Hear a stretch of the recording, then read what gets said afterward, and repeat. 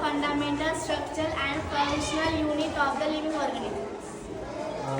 पर्यावरणाचे जे नुकसान होत आहे त्याला कारणीभूत कोण आहे? आपण, सरकार आणि की नागरिक. बरोबर. तर आपण पर्यावरणाच्या रक्षणासाठी काय काम केलं पाहिजे? स्वच्छता राखली पाहिजे, झाडं लावली पाहिजे.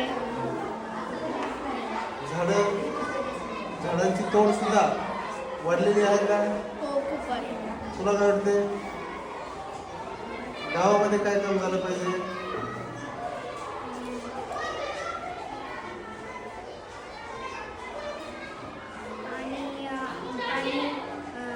जास्त म्हणजे कमी पाणी नाही पाहिजे, झाडामध्ये झाले पाहिजे.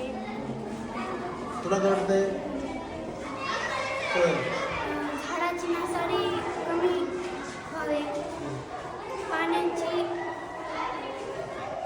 झाडं लावली पाहिजे, पाणी धरून ठेवणार.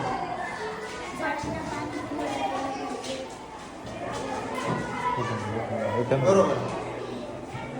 तर त्यासाठी टीम वर्क महत्वाचं आहे का प्रत्येक जण वैयक्तिक काम करणं महत्वाचं आहे? टीम वर्क मध्ये तुम्ही कशा प्रकारे पर्यावरण रक्षण करू शकता? प्रत्येक गावामध्ये डस्टबिन्स ठेवू शकता, हां, प्रत्येक गावात झाडे लावू शकता, स्वच्छता करू शकता. जागृतीसाठी टीम बनवणं तुम्हाला शक्य आहे का? आहे. अशी तुमची जी 5 जणांची टीम आहे त्यामध्ये तुम्ही करू शकता का? तुम्हाला कोणतं काम करायला आवडेल?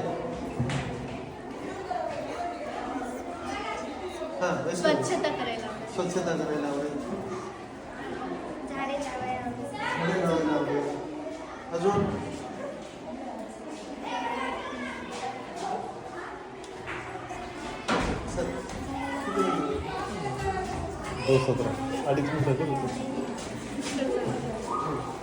पर्यावरण संरक्षणाचे फायदे काय आहेत? पर्यावरण जर चांगले राहिले तर आपल्याला फ्रेश ऑक्सिजन मिळते, निरोगी राहू शकता. दवाखान्यात आपला जो खर्च होत आहे तो पण वाचेल. पर्यावरण संरक्षण होईल आणि त्याच्यातून आरोग्याचे फायदे होतील, आर्थिक समृद्धी येईल आणि पूर्ण देश कसा होईल? समृद्ध भारत होईल. बरोबर आहे? ओके.